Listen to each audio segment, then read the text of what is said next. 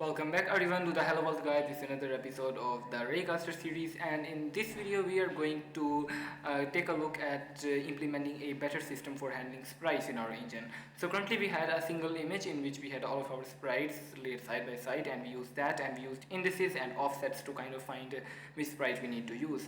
And while that approach worked, it would not really scale well when we have a large number of sprites. It would be a nightmare to keep track of where each of the offset, what offset corresponds to which file, and that would not really be that maintainable.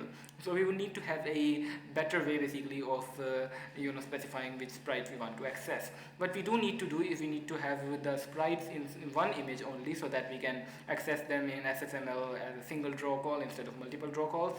So we want to have them as one image, but we also need to make sure that our the sprites that we have got, we have actually are able to access them as separate images. So what we need to do is we need to have a bunch of separate images in a folder or something, and then we are going to take that folder and we are going to construct dynamically an image that consists of all of the sprites at load time, and then we can access them through a through offsets, but we can have those offsets mapped to some names. So now let's go ahead and look at that in action. So firstly, I have got this folder here called sprites, which has got all of the sprites separately. So each of these is a 64 by 64 sprite, or each of these is separate, and each of these consists of our a single file, and it is named according to what it contains. So we have got barrel, light, pillar, and also monster idle files. These idle files from 0 to 7 actually represent the different directions of the monster, so we can access that. So let's go ahead and open up main.cpp to see how we actually implement this. First of all, I'm going to actually go here and open up resources.h. In resources.h, we have got our sprite texture here, still a single texture, but we have also got an irored map of strings to ints, which is the sprite names. And the reason we have got this string to int is because this int actually represents our the actual index of the sprite in the sprite atlas, while the string represents the sprite name. So we can have this, we can specify our things with the names for sprites, and then when constructing them we can use this map to get the correct index or offset, and then we can use that without any issue.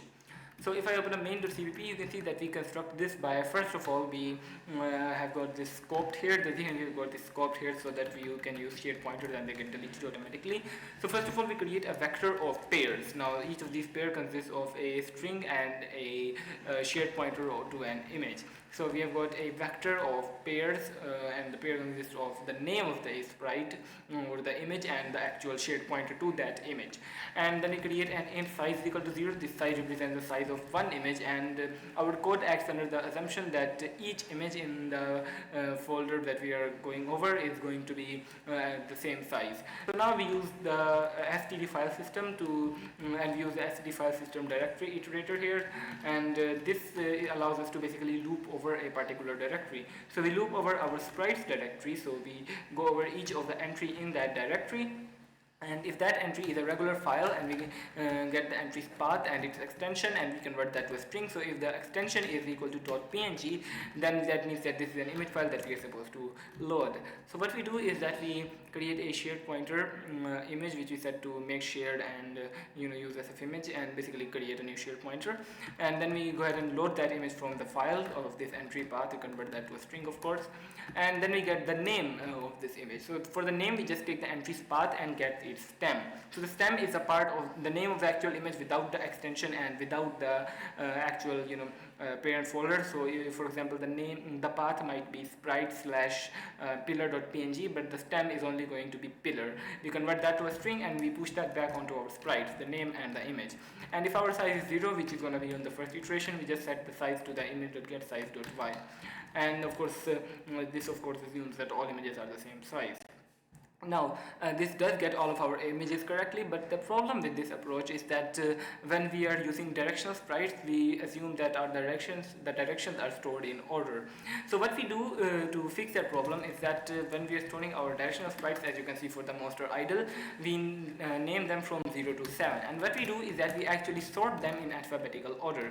So we start from sprites.begin, then sprites.end, and then we go over A and B here, and we just sort that based on the a.first and b.first, which is a string. So we sort this based on the name of the sprite, and this allows us to have the sprite sorted so that our directional code still works. If we don't sort this, then that will not work. I will actually give you a demonstration of how that works in a few minutes. And what we do is we create an image, which is our final image, and we create it with the size equal to the size of a single image multiplied by the actual number of sprites. So that's the width, and for the height is just equal to the size of a single image. Then we loop over our sprites.size here, so we loop over all of our sprites, and we set our resource sprite name. So we just say sprites i.first, which is the the name of the sprite, and we set that to I, which is the actual index, so that we can have the indices here. And then we copy into our sprite images the actual sprite that we've got, sprites i.second, dereference that, and for the destination x we just use I multiplied by the size. This destination x represents the actual part in the sprites image that we are supposed to copy our data to. And then for the destination y we just use 0 because we want to have it at the top, and then we loop over that and we print them just so that we can see that they are correct. And then we just go ahead and have our resources sprites load that from the sprites image here, and it loads itself from that image, and then everything gets deleted because the scope ends.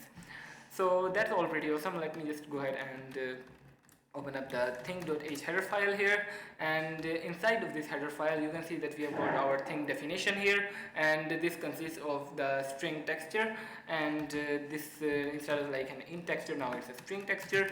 And if I open up thing.cpp, you can see that we specify these as names. For directional sprites we only specify the name of the first one. Since they are alphabetically ordered, we can just go from idle 0 to idle 1 to idle 7, and that's gonna be fine. For the player we actually have this empty because there is no name, and then we have got barrel, pillar, light, and everything here. So now let's take a look at how we actually create this the things from this game.cpp. So what we do is we first of all when we are creating a new thing, we create a texture which we set to -1. Then we find the find that texture name of the definition in resources sprite names, and if that is not equal to n, which means this texture name does exist, then we set that to texture, which we just set it to it second, which means the second of the pair, which is the actual index. And of course if the texture does not exist, then this will remain -1. So when we are creating a player, we do something similar. We just set it to -1 initially, and then we find it, and then if it's not equal to n, then we just set it to that value, and that gives us the correct index, which we can then use when we are creating our sprites there, and we can also use them when we are drawing them. So in render.cpp we just use it the same way. And by the way, there was a little mistake in our code. The code was actually inverted considering our angle system, so we actually need to add 180 degree because otherwise when the monster was looking away from us, it actually be looking towards us. So that was a bit of a problem. We just need to add 180 to the angle when we are calculating the direction. And apart from that, we can keep using our old code by adding the correct index, and this works because all of our sprites are correctly sorted. So let's take a look at editor.cpp now. Here there is just a little bit of a change when we are drawing our stuff here. So as you can see, we are looping over the things and drawing them, and what we do is we just find the name of this definitions texture, and if it does exist, which means it's not equal to n, then we just get the it second value, and that is what we use instead of the definition.texture, of course, because definition.texture is now a string, not an int. So if I go ahead and run make right now, what you should be able to see is that this does indeed work, and you can see it gives the same effect, and now the monster is facing the correct direction. If I open up the 2D map, you can see it's now facing the correct direction. So you can see that this is basically working. All of the sprites are correct, and you can see it's printing the sprite names correctly here as well. One thing you might notice is that the sprite names are out of order. That's because we are using an unordered map, and we don't need them to be in order. We only need the indices to be in order. So if I actually skip the sort here, all of the sprites will still be correct, but the directional sprite will actually be incorrect. So you can see that here monster idle 0 is actually set to 1, and then monster idle 1 is 0, and monster idle 3 is 2, but monster idle 4 4 is actually 10. That's the last sprite. So if I go here, you can see that the monster is not facing the correct way, and if I turn around, the sprites actually become the barrel sprite, and then the light sprite and the pillar sprite is basically not working at all. So we do need to sort this on the name. The other option would be to change our resources sprite names to be an ordered map, or use some ordered map here instead of a vector of pairs. That would also be an option, but this is pretty much fine. I don't think we really need to change this. So yeah, this is going to be pretty much it for this video, and the reason we need to do this is because in the future videos we are going to be implementing animations for our monster, and we want a scalable approach for having a lot of different sprites, because every animation will have 8 sprites for each frame of the animation, for each of the directions. So anyways guys, this is pretty much it for this video. I'll see you in the next one. Make sure to like and subscribe and share this video with other people as well, and bye.